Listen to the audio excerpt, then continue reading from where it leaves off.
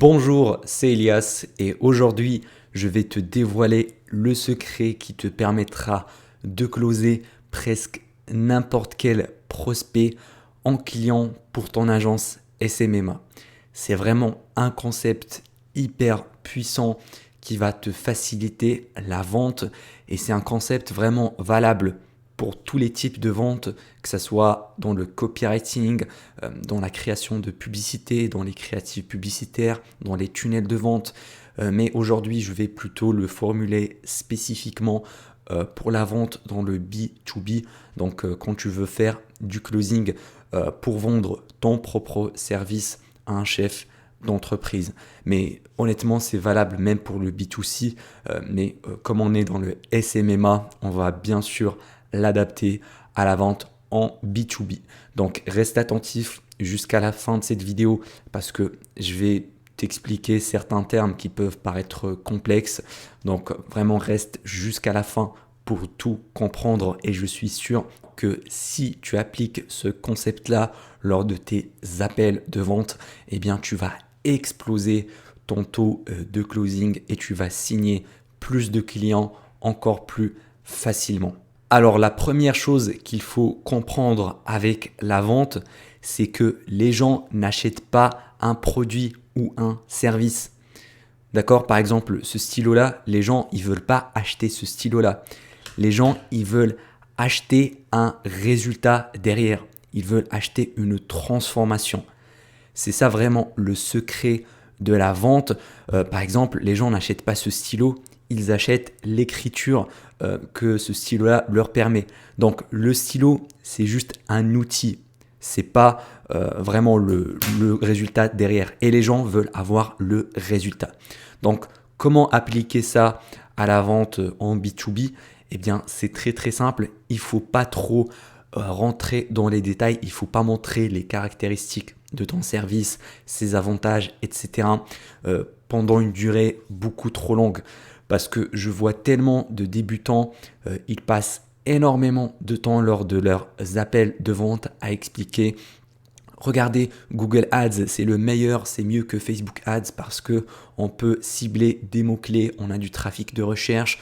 Ou bien ils disent, regardez Facebook Ads, c'est le meilleur parce que on peut mettre en place des créatives publicitaires impactantes pour accrocher notre prospect, pour vendre ensuite plus rapidement et c'est hyper rentable. Ou bien regardez Snapchat, c'est le meilleur parce qu'il n'y a aucun concurrent dessus. Regardez, vous pouvez prendre toutes les parts du marché avec Snapchat Ads. Regardez, on peut faire des pubs sur les stories, c'est plus engageante que des pubs classiques sur le fil d'actualité. Et voilà, ils expliquent un petit peu trop les détails, ils s'étalent trop longtemps sur les petits détails de chaque service. Alors que leurs prospects derrière s'en fout carrément de tous ces détails-là. Parce que ton prospect, lui, il veut acheter un résultat. Il veut obtenir vraiment un résultat, une transformation. Par exemple, lui, il est actuellement à 10 000 euros par mois de chiffre d'affaires et son objectif, c'est 30 000 euros par mois. Il faut lui vendre le fait que grâce à ton service, il peut passer de 10K à 30K par mois.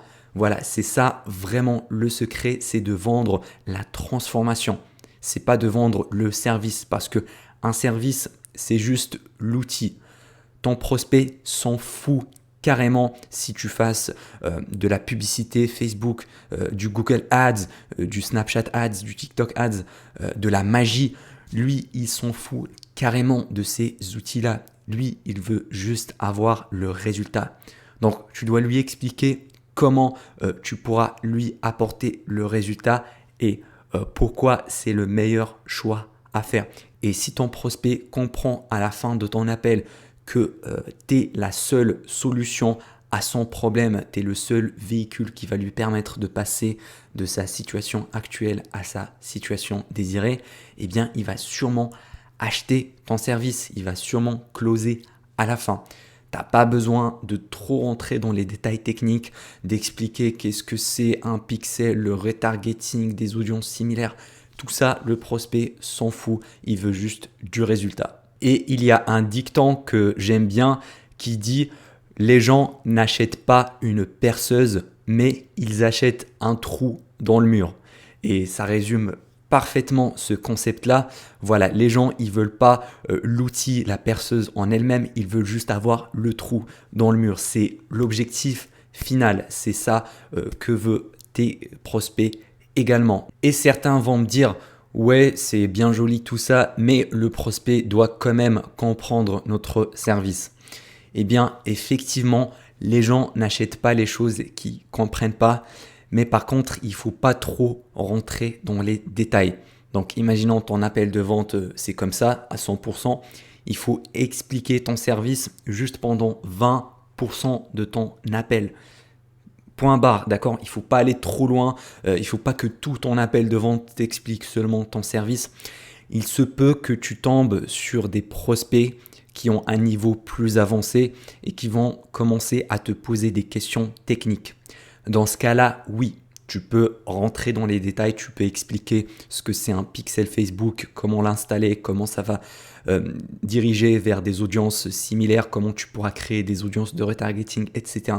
Donc, si le prospect veut avoir des détails, s'il te pose des questions sur ton service, dans ce cas-là, oui, tu peux rentrer dans les détails techniques, mais honnêtement, pour 90% des prospects, moi de mon expérience, ça sert à rien. Tu peux juste expliquer d'une manière très théorique les choses et juste montrer combien de chiffre d'affaires tu pourras leur apporter, combien de prospects, combien de clients tu pourras leur fournir grâce à ton service.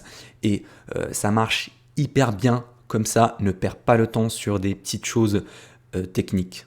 Et puis, il faut bien structurer ton appel de vente de façon à avoir les deux situations. Tu dois comprendre la situation actuelle, la situation A de ton prospect, ses problématiques et la situation désirée de ton prospect. Qu'est-ce qu'il veut atteindre? Quels sont ses objectifs?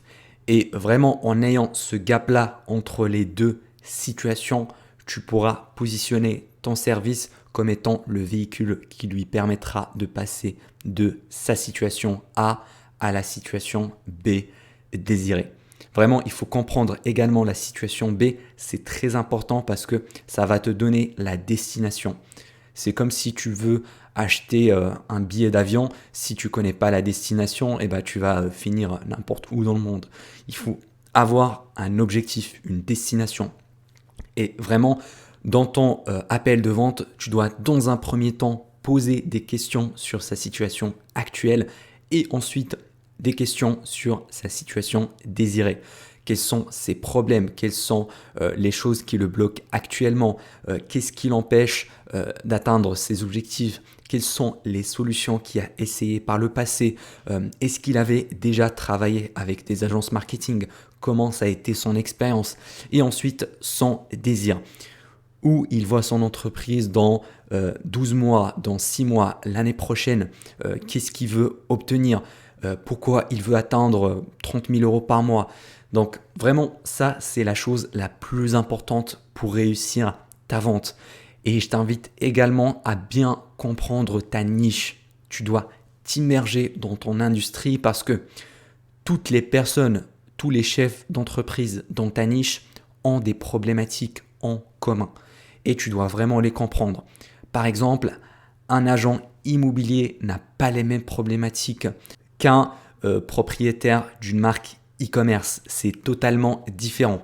L'agent immobilier, il veut avoir des mandats de vente, il veut grandir son réseau également afin d'avoir des prospects vendeurs, des biens à mettre sur le marché, alors qu'un propriétaire d'une marque e-commerce, il veut générer plus de ventes, augmenter son activité, générer plus de chiffre d'affaires, acquérir plus de trafic qualifié. Donc, c'est deux choses différentes. C'est pour ça que je t'invite toujours à te spécialiser.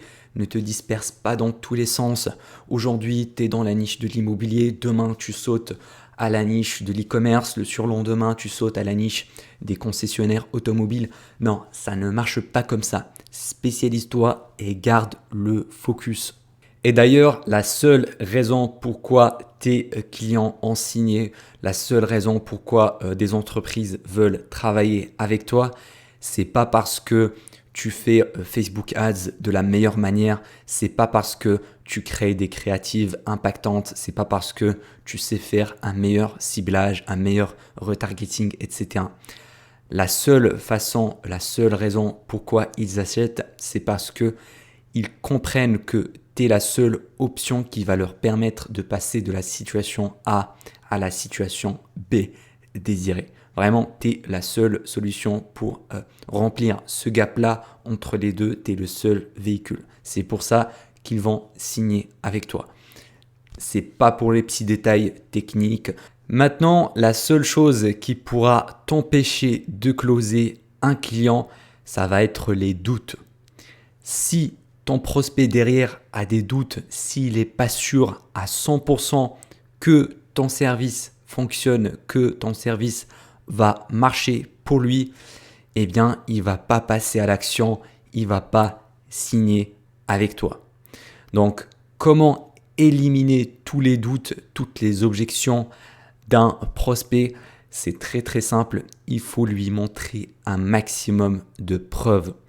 Donc, si tu as déjà des preuves, des réalisations, des études de cas de clients précédents à montrer, eh bien, n'hésite pas parce que ça va vraiment renforcer ton image d'expert et ça va supprimer ces doutes. Si tu es encore débutant, tu n'as pas des études de cas, c'est pas grave, tu peux montrer des études de cas de leurs concurrents. Voilà, par exemple, tu cherches un concurrent qui a une bonne stratégie digitale et tu vas le montrer à ton prospect. Comme ça, il va se dire effectivement, ce service-là, cet outil-là va fonctionner pour moi également parce que de toute façon, il a fonctionné pour mon concurrent. Donc vraiment, en ayant cet état d'esprit-là, en montrant cette chose-là à ton prospect, tu vas supprimer ses doutes. Après, bien sûr, il y aura une phase d'objection à la fin de l'appel de vente. C'est trop cher, voilà, j'ai déjà travaillé avec une agence, on n'est pas encore prêt pour l'instant et il faut bien répondre à ces objections-là, il faut les accueillir dans un premier temps et répondre avec une question en essayant de trouver un point commun avec ton prospect. Vraiment, c'est ça le secret pour bien répondre aux objections. Il ne faut pas confronter directement, aller d'une manière frontale, mais faire un petit peu comme l'aïkido, accueillir, voilà, recueillir le coup et le retourner, voilà, vers son adversaire. Après, bien sûr, il faut être face à un prospect qualifié, c'est-à-dire une entreprise qui a les moyens financiers de payer ton service. Parce que si ton prospect n'a pas le budget, peu importe ton discours de vente, peu importe, même s'il est hyper convaincu, il ne va pas pouvoir payer. Moi, par exemple, si j'ai une situation A et une situation B désirée et qu'il y a un gap énorme, peu importe la taille de ce gap-là, je ne vais pas acheter si je n'ai pas les moyens. Je ne vais pas aller prendre un crédit à la consommation pour acheter un service. Non, c'est impossible, à part si c'est une question de vie ou de mort, mais je pense que ton service ne va pas sauver la vie de quelqu'un. Donc, dans ce cas-là, ça ne sert à rien de parler à des petites entreprises qui n'ont pas les moyens. Il faut toujours qualifier ton prospect, que ça soit au niveau du chiffre d'affaires, avec leur nombre d'employés, avec leur localisation, etc. Donc à toi de voir si tu vends des services à 500, 300 euros. Dans ce cas-là, c'est plus logique de s'adresser à des petites entreprises. Par contre, si tu vends des services à étiquette, comme je fais par exemple, à des tarifs de 2000 euros par mois, 3000 euros par mois, 5000 euros par mois, eh ben dans ce cas-là, il faut s'adresser à des grosses boîtes qui font 1 million, 2 millions, voire même plusieurs millions de chiffre d'affaires par an. Sinon, ça sera un closing quasiment impossible. D'ailleurs, si tu veux aller plus loin, tu trouveras un cadeau offert dans le premier lien en description. C'est une étude de cas totalement gratuite qui te montre comment monter une agence à 6 chiffres par an. Donc, on se retrouve dans la description. C'était Elias. À la prochaine.